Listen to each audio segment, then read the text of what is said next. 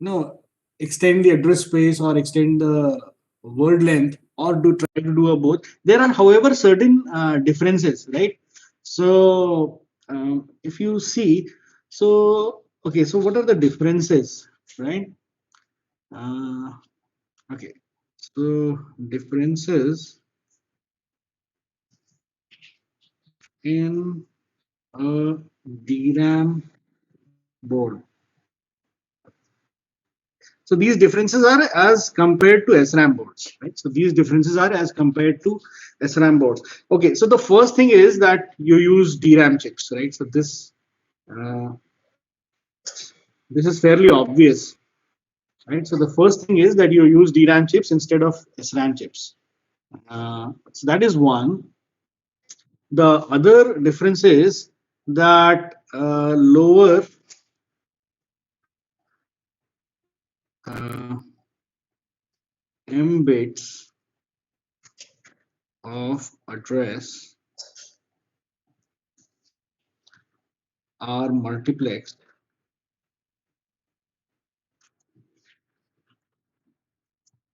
on M by 2 address lines or address pins, right?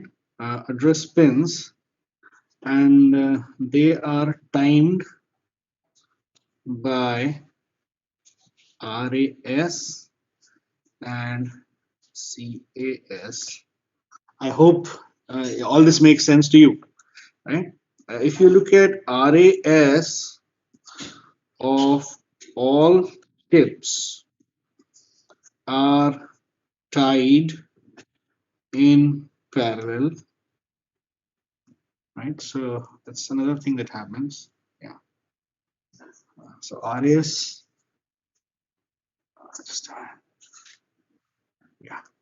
So RAS of all chips are tied in parallel, and the CAS uh,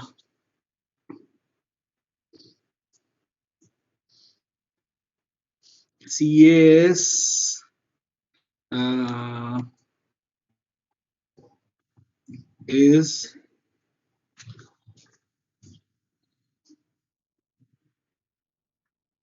output of the K to 2 raised to the power K decoder, right? So CS of every chip is the output of the decoder. The same decoder, right? The enable um, input of K to 2 raised to the power K decoder serves as CAS for the whole chip array, right? So this is about the entire this is about the entire array, and this CS that I'm referring to, this is for the individual chip, right? So this, maybe I should have written it there.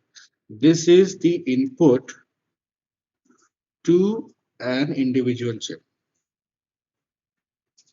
right? So this is an input to an individual chip.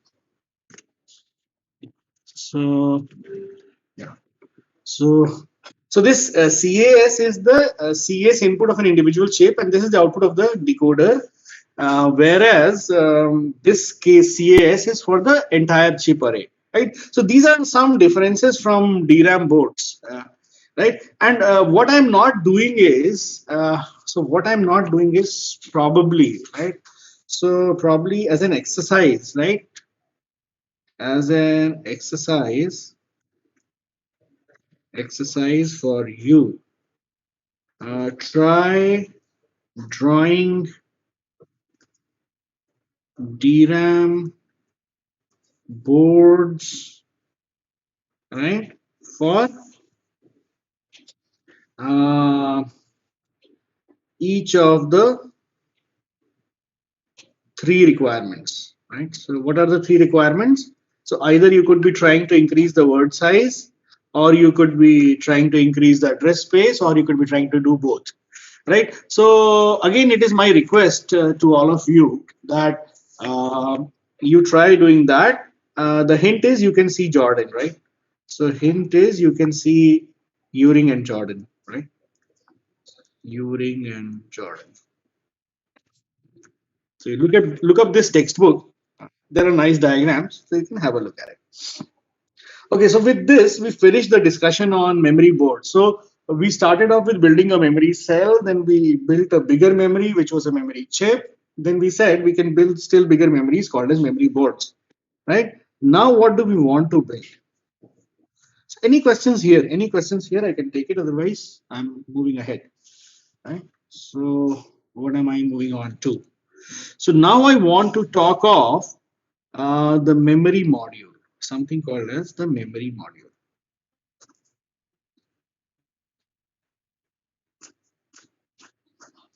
Okay, so what is a memory module? Well, the first thing about this memory module is it is made up of one or more chips or boards, right? So in that sense, you can think of this as a bigger memory, right? You can think of this as a bigger memory, right? So this is made up of one or more chips or one or more boards, right? And the other thing is that it presents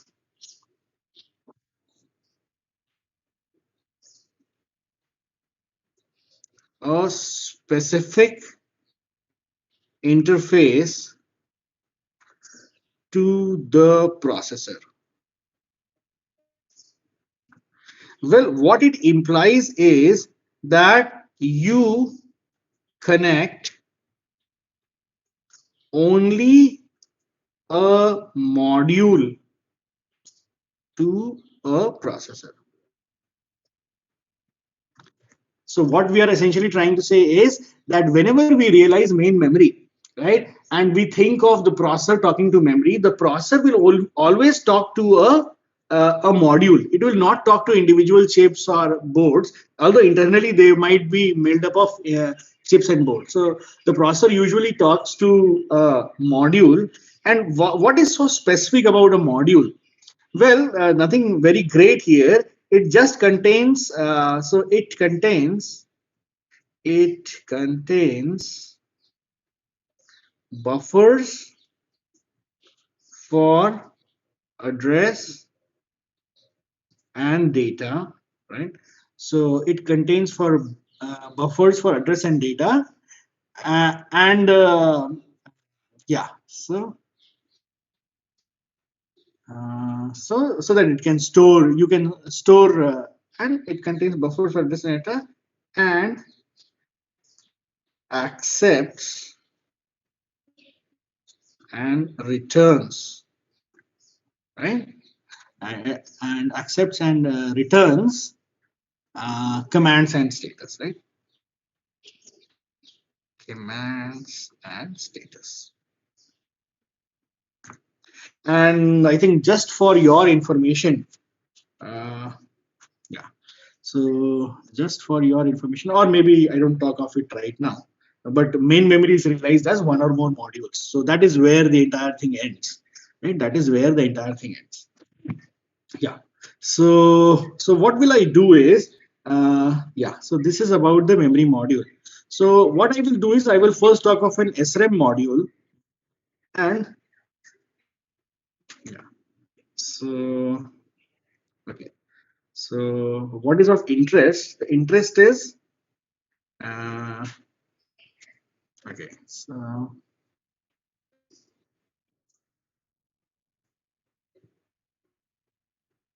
so the interface is a bus containing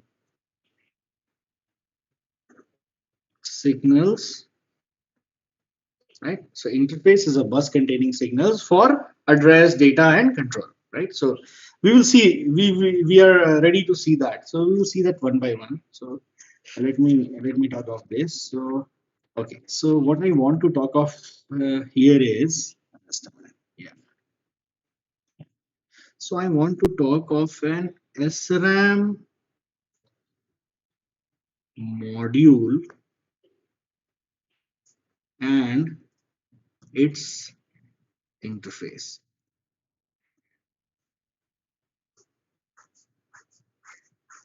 Yeah. So what do I mean by that? So I mean an SRAM memory module and its interface to the processor. This is what I mean, right? So I will just draw a block diagram so that you can appreciate what is happening, right? So okay, so if I observe something like this. So the processor pushes an address, right? The processor pushes an address which is k plus m bits wide. Let us say. Let us say the processor pushes an address which is k plus m bits wide. Now what happens is you have a buffer here which is called as an address register, right? So this is the buffer I was talking of. This is the buffer on the address side, right? So this k plus m bits would come here. And then what happens is you take these m bits, right, to a memory board or memory boards, right? So these are memory boards, right? And or chips, right? So this is what it is. Yeah.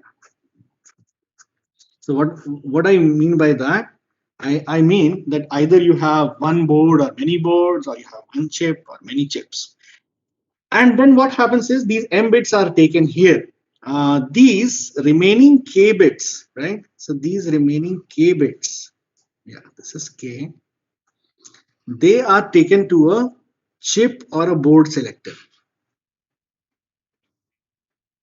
So some logic to select chips or boards, right? Excuse me. And yeah, this would be the chip select, right? And then you have certain circuitry here which is the control signal generator. Signal generator. Yeah, let me draw this. So what is this doing? This is generating control signals which will be fed to these chips, and then you have the output here which is say W bits. So you have a buffer here which is called as the data register.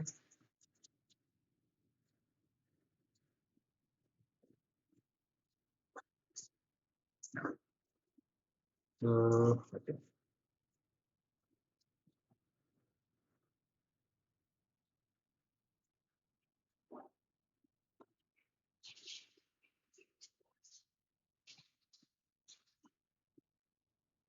So these go on the data bus to the processor. This is W bits, right? This is W bits.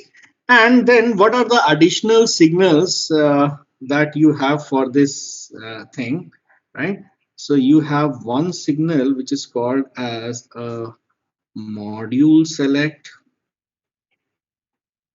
So this module select is required in case of a multi-module configuration. Then you can talk of a read signal, then you can talk of a write signal, and then you can talk of a ready, which is a signal which is sent by the module, right, to the processor. Right? Yeah. So okay. Okay. So this thing, right? Maybe I should bring a blue pen. Just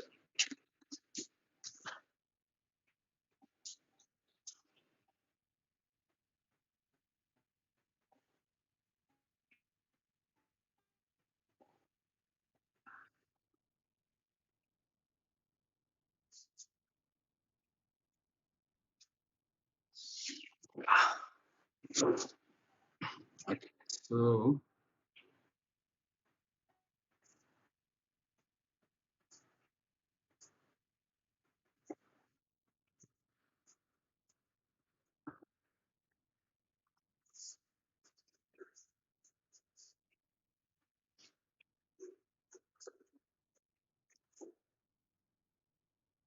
yes.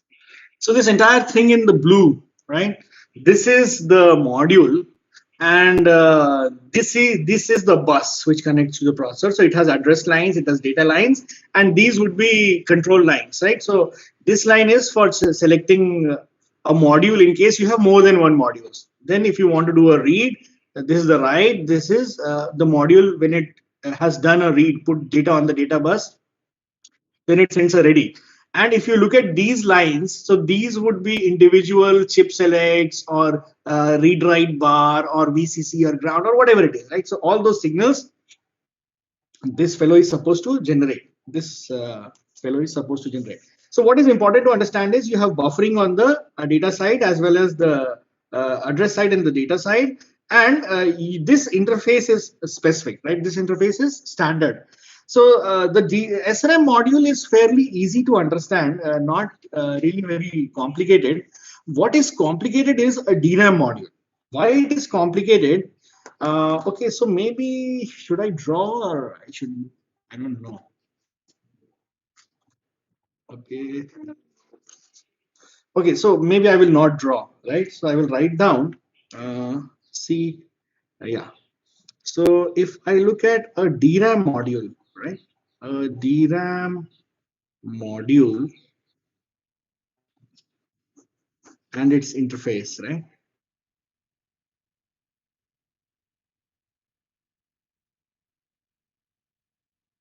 And okay, so there are a couple of things to appreciate here. The first thing will be that you will need multiplexing, or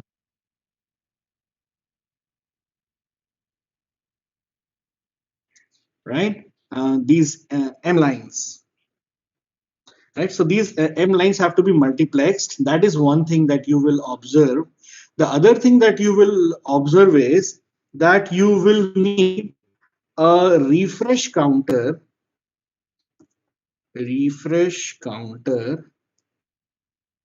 right? So you will need a refresh counter. So which sometimes supplies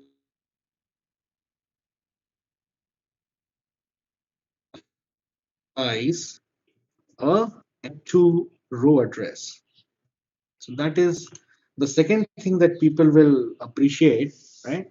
So these M lines are actually you translate this to M by 2 row lines, and this becomes M by 2 column lines, right?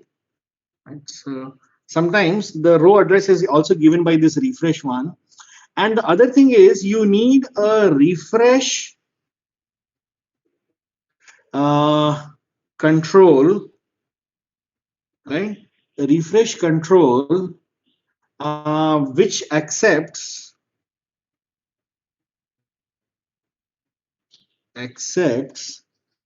uh,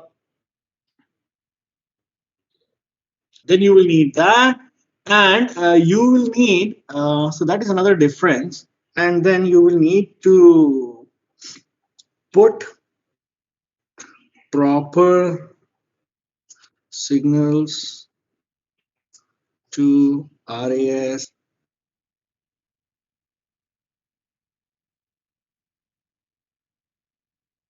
and CS of the. So okay, so I listed down some of the differences that are there, right? So all in addition to SRAM boards, and for a better diagram, see,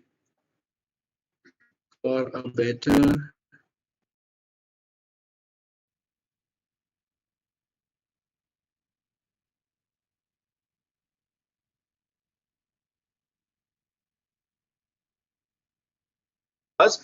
if I look at the diagram, only these are the differences compared to an SRAM module, right? And if I just draw the diagram, a lot of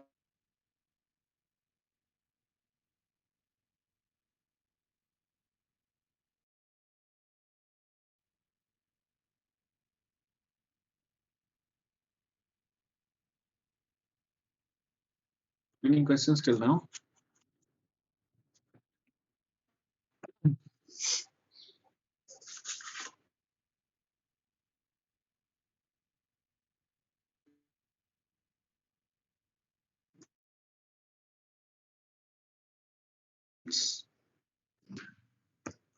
Right. So this is where the thing ends, right? So if somebody asks you how do you realize main memory or primary memory or RAM, right? So RAM is realized as one or more modules, right, which are connected to the processor bus, processor via the processor memory interface.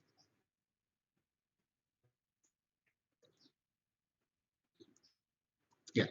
So I think this everybody should know, right? So this everybody should understand that the first thing that you have to realize is that RAM is realized as one or more modules which are connected. I should say which are connected.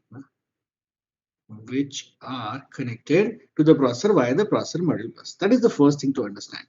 The second thing to understand is address space, address space of a processor is the range of addresses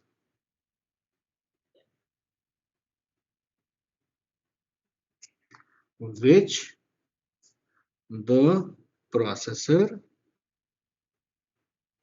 can issue. Right? So if the processor can say, get me location 0 till location 100. So 0 to 100 becomes the addressable space.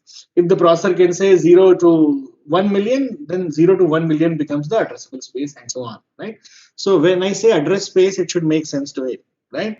And if you understand this, I would talk of another interesting thing, which is called as memory mapping.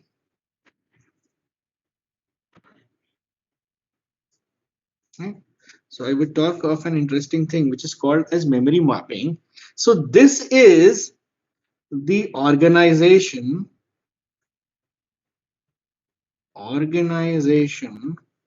of a number of modules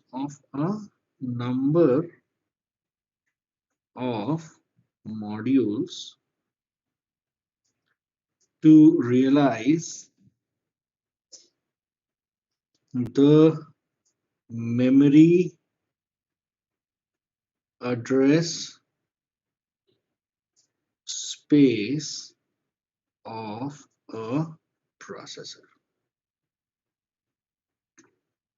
So what does this mean? Uh, well, you can have a look at it. So it says the organization of a number of modules to realize the memory address space of a processor. What it really means is, okay, so it means which parts of the address get stored on which modules. Well, I think now it doesn't really make sense as to why you would want to do it. Because anyway, if you look at the processor wants to store or access the entire space, right? So if it is like 0 to 1 million, the processor can actually go ahead and really read any location and write to any location. Now, that is what the processor would want to do. And then if you require a couple of modules, then probably all the modules would anyway be used, right? But we will shortly see that the way in which you arrange those modules, right, really gives you some kind of a performance enhancement, right? So it gives you a kind of a performance enhancement. So okay, so this leads to what is called as memory interleaving. So memory interleaving is nothing but the arranging of those modules, right? So I can talk of something called as types of memory module interleaving, which I think most of you understand is nothing but an arrangement of modules, right? So I think most of you understand now by now is nothing but an arrangement of modules. And why do you want to arrange? So that you can realize the entire addressable space, right? So you can realize the entire addressable space. So I will go into those details, but I'll just summarize. So if you look at the types of memory module interleaving which are possible, well, there are two types which are possible. There are two types which are possible. One is called as high order interleaving, right? The first one is called as high order interleaving. The second one is called as a low order interleaving. And within low order also, you have two variations called as simple low order interleaving, or I think some people call it as simplex as well. Right? So I don't know why they call it as simplex, but simple low order interleaving, or you have something called as complex low order interleaving. Right, so these are all the variations which are possible. So if you talk of the types of uh, interleaving which are possible, so we will try to study all that, right? So we will try to study all that, but we will have, so to study that, we will assume the building block, sorry, building block, right? Uh, as a module, right? Right. So we will assume that you have a module, and then you can try to interleave it and so on. And I think you will understand that this is assume building block as a module for a memory system, right? So what is your intention? Your intention is to make a memory system, and you have chosen a module to implement a memory system, right? So, okay, so what is the assumption? The assumption is like this. Yeah. So, okay.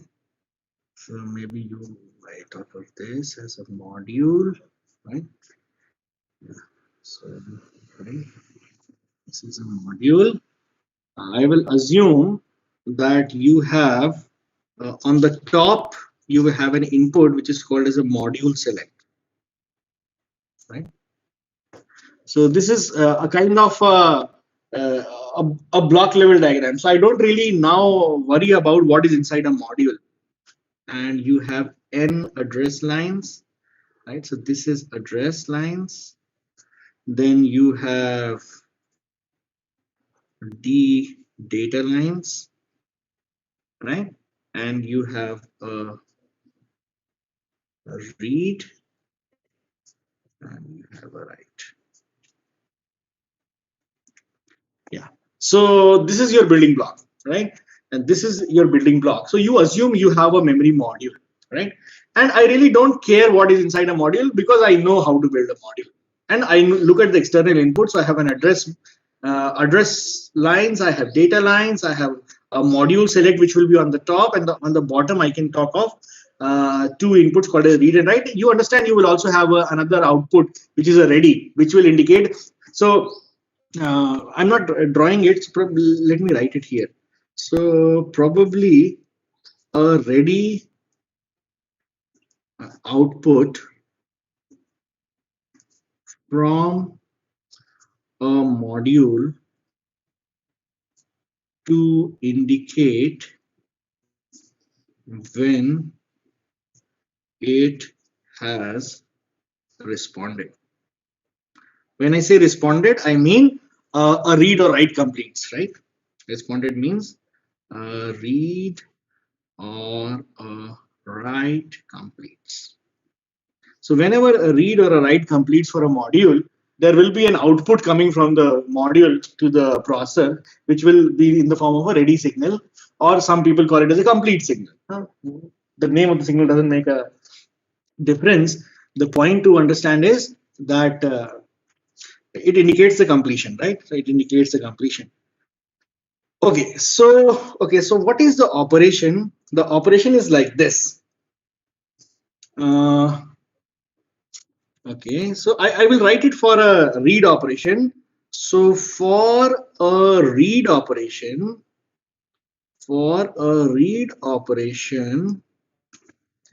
assume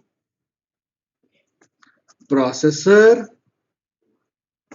puts address, right? Puts address and other signals on bus after module is idle, which means the module is not busy, right? So after the module is not busy, right? Uh, uh, Assume the processor puts the address and other signals on the bus after the module is idle, and module responds with d bits of data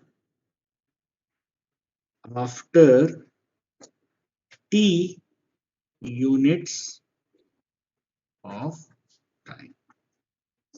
So this t is important, this d is important, right?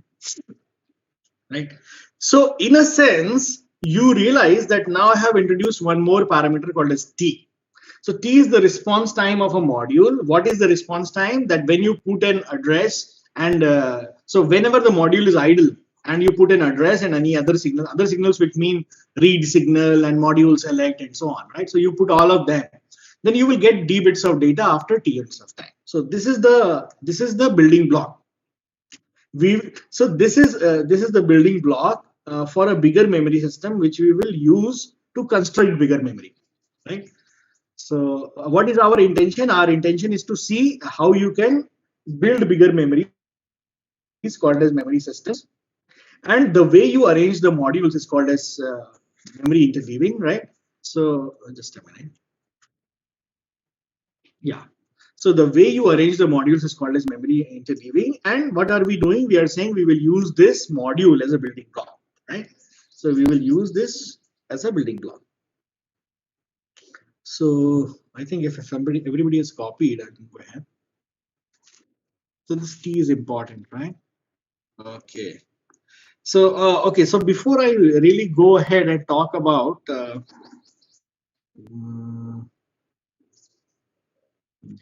So okay, let me draw it here.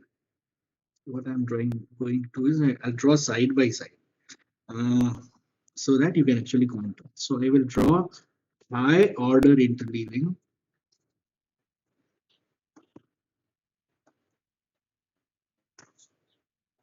and I will draw low order interleaving.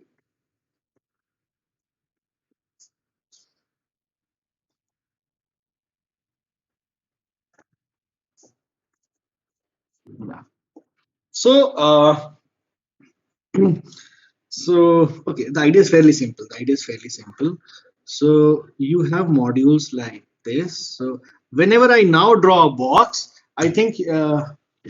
So you know this is the box I'm drawing. Yeah, this is the box I'm drawing, and you know that I have inputs. So on the left side it will be an address, on the right side it will be data, on the top it will be a module select, and so on. Right? So you understand all that, right? So I'm drawing a block, right? So I have blocks like this, which are modules, as most of you understand, and I have modules like this. Yeah. And what do I assume? I assume that if I look at the processor, right? So this is the processor, all right? This is the processor. the processor issues an address which I interpret as a higher order bits and some lower order bits, right? So the higher order bits I call as H, the lower order bits I am calling as M, right? The higher order bits I am calling it as H, and the lower order bits I am calling it as M, right? So let me draw it like this. So okay, so this becomes something like this, and yeah. So what do I do? Okay, so it has to be like this. Yeah. So I split it like H here and M here, right? So I have the higher order bits and the lower order bits, right? So I'm assuming the processor issues an address which is internally viewed in two parts. H are the higher order bits, M are the lower order bits. And the idea is fairly simple. I take these lower order bits and push it to the address input of every module. Right? So this I take and push it to the address input of every module, and the higher order bits, right? Yeah, so maybe I take this one. Okay, so I'll draw it for this one. The higher order bits I take it as the module select. And then similarly you will have for the first one also. I'm not drawing it for the first one, but because you know I should have drawn it a little up, or if you want I can draw it. Okay, something like this. Yeah. So something like this. Okay. So you realize this, right? So this is high order interleaving, which means the higher order bits. So what does it mean? Higher order bits of address select modules. This is what it means. This is called as high order interleaving. And then similarly, I can talk of something called as low order interleaving. Again, I have modules like this. I have modules like this. I'm not drawing the other inputs just to simplify life. And now I assume that I have a processor, right? I have a processor which issues an address, and what I will do is I will try to visualize it in two parts, right? Called as lower order bits, and the remaining bits I will call it as M, right? So I call it as M, right? And then what do I do? Again, I can talk of something like this.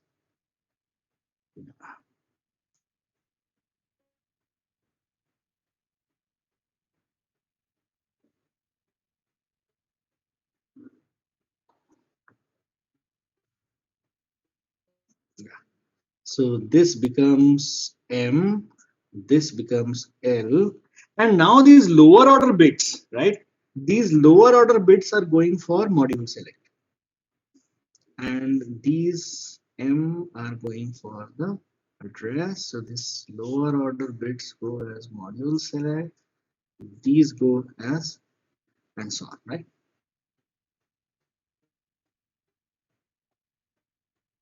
Yes.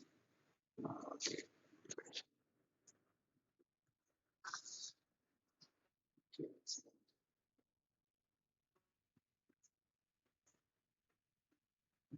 Just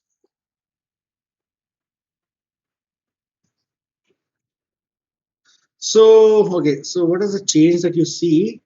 The lower order bits, the lower order bits of the address select modules, right? So this is the change. This is the change. Okay. Yeah. So I think you can see that.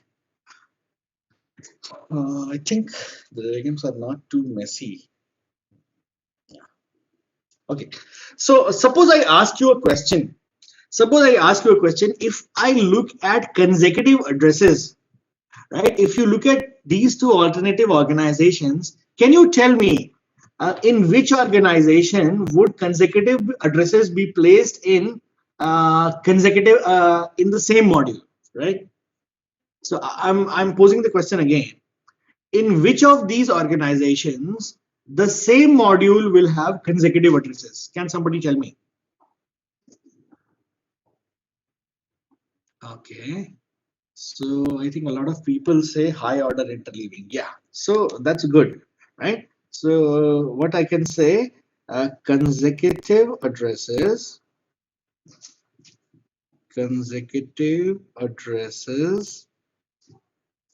in the same module.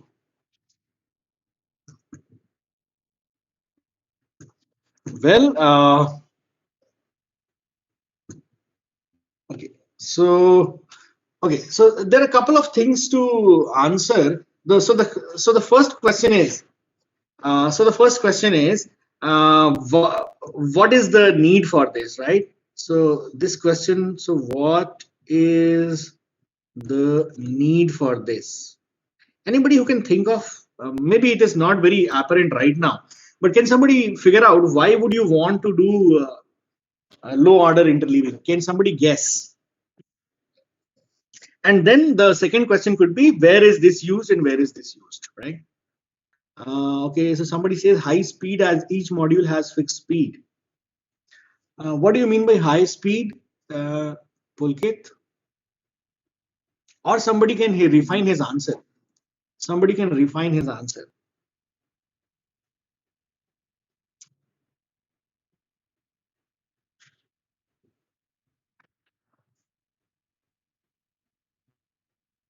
Anybody?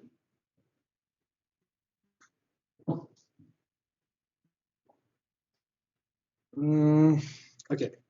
So what is the need and where is it used?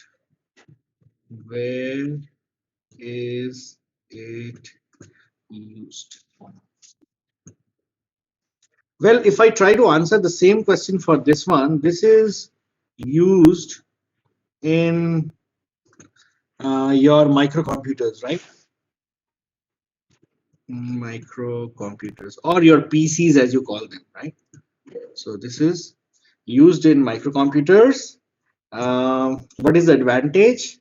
Advantage is you install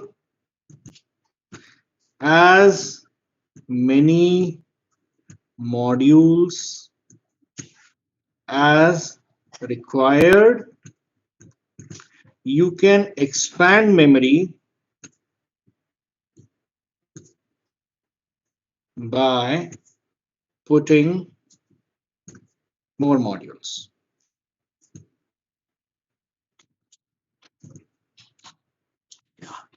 More data per read write cycle. Yeah, so I think he's correct.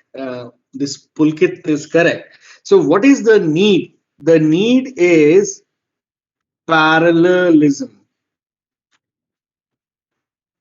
The need is that you can, if you can somehow parallelize the access, then probably you will get more data per cycle, is what somebody says, which is actually correct. Which is actually correct. So the need is parallelism. The need is parallelism. And where is it used? Well, if I try to answer this question, this is used in servers. Sorry, servers or wherever you want high performance, right? Or yeah, so servers, right? So it is used in servers. Well, there is a disadvantage to this uh, scheme. Can somebody think of what is the disadvantage in terms of what I wrote as an advantage here? Can you think? Can somebody think? Can somebody think what is the disadvantage of? So it seems like it is good, right? It will give you very data very faster, right? On an average, you will get data faster. Can somebody think of a disadvantage of this scheme?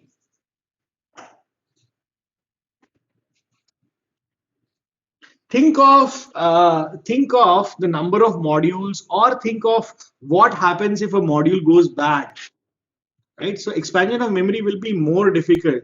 No, I don't take that as a good answer, right? Sahil says memory expansion. Okay, so I would like to put a direct question. So for example, if an addressable space requires four modules, right? Suppose if an addressable space requires four modules, can you start your PC with three modules is the question.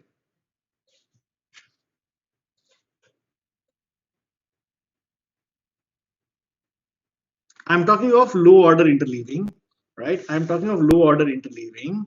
So the question is, if suppose a particular um a particular processor requires four modules to realize its memory, can I start the processor with three modules?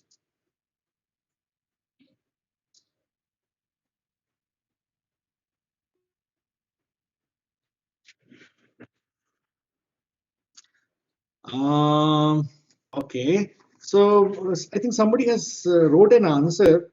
Okay, let me write it down. See if you appreciate. See, the first thing that you have to understand is all modules should be present always. Can you appreciate? Can you appreciate? Right. So what am I saying? All modules should be present always for this scheme to have work. And if one module goes down, the entire memory goes down. Can you appreciate these 2 points? Can you appreciate these 2 points? And you can contrast this with this one. So you can install as many modules. So for example, I can give you an example.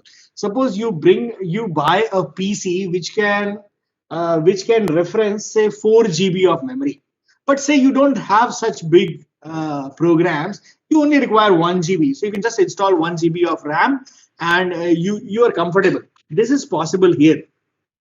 But even if you are using lesser memory here, you still have to install all the modules for this system to work. And if one of the module goes bad, then the entire system goes bad. The system will not work. Can you appreciate yes or no? I want to see a yes or a no in the chat.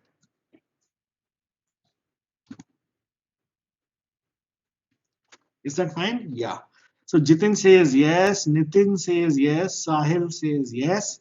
I guess the others are also understanding, right? So this is fairly important. This is fairly important, right?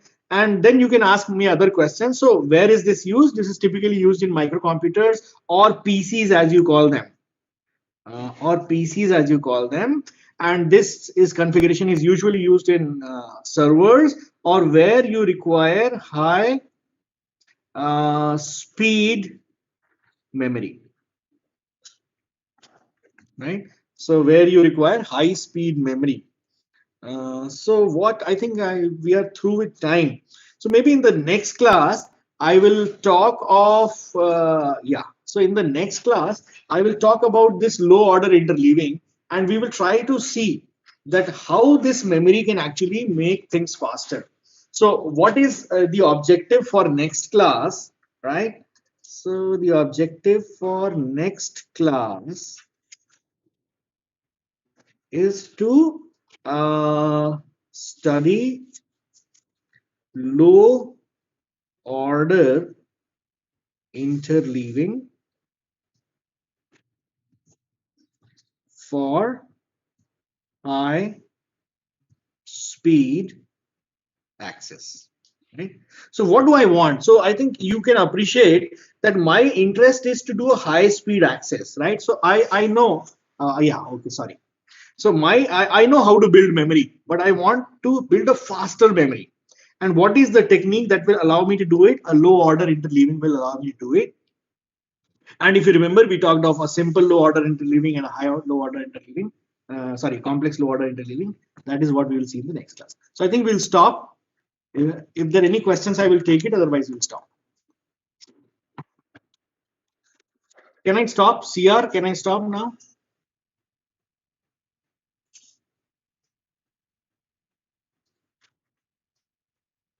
Yeah, thank you, Shiva. Thank you.